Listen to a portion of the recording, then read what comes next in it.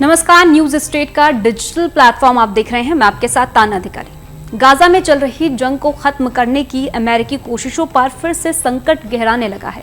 Hamas ने साफ कर दिया है कि वो अपने हथियार नहीं छोड़ेगा और गाजा की सुरक्षा पर उसका ही नियंत्रण रहेगा। यानी अमेरिकी राष्ट्रपति डोनाल्ड ट्रंप की जिस शांति योजना पर भरोसा किया जा रहा था, उस पर अब बड़ा सवाल खड़ा हो गया है। दरअसल हमास के सीनियर नेता मोहम्मद नज्जाल ने रॉयटर्स को दिए एक इंटरव्यू में कहा कि संगठन 5 साल तक के युद्ध विराम के लिए तैयार है, लेकिन तबाह हो चुके गाजा का पुनर्निर्माण किया जा सके। लेकिन इसके बाद क्या होगा, ये इस बात पर निर्भर करेगा कि फिलिस्तीनियों को राज्य का दर्जा और राजनीतिक उम्मीद दी जाती है या नहीं। जब नज्जाल से पूछा गया कि क्या हमास अपने हथियार छोड़ देगा, तो उन्होंने साफ कहा कि मैं हाँ या ना में जवाब नहीं दे सकता हूं।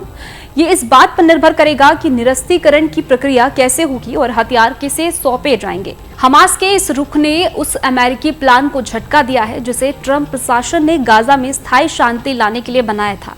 यानी एक और जंग थमने की कोशिश चल रही है, तो दूसरी ओर हमास अपने हथियारों के साथ समझौता करने को तैयार नहीं है। इस बीच नज्जाल ने गाजा में हाल ही में हुए कुछ लोगों की सार्वजनिक फांसी को लेकर भी सफाई दी है। उन्होंने कहा है कि जंग के दौरान असाधारण हालात होते हैं और जिन लोगों की मौत और सजा दी गई है वो हत्या जैसे अपराधियों के लिए दोषी थे।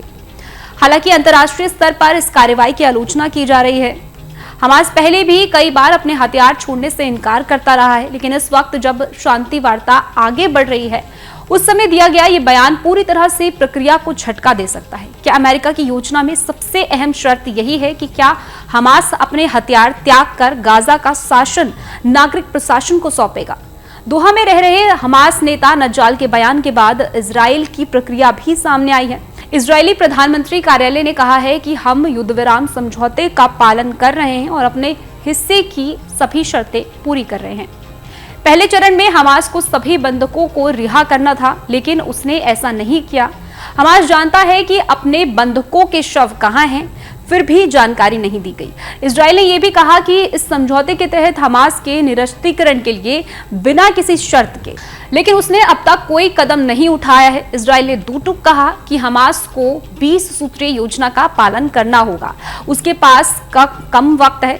अब सवाल ये उठता है कि क्या हमास के इस रुख के बाद गाजा में ट्रंप की शांति योजना आगे बढ़ पाएगी या नहीं, क्योंकि अगर हमास हथियार नहीं छोड़ेगा तो जंग का खतरा फिर से उठ सकता है।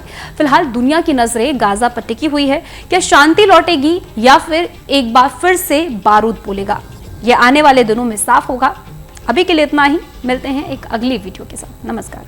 जहाँ भक्ति है हर शब्द में, कथाओं में छुपे हैं दिव्य रहस्य और ज्योतिष देता है जीवन को दिशा। धर्म से जुड़ी हर बातों को जानने के लिए हमारे चैनल स्तुति को सब्सक्राइब करें।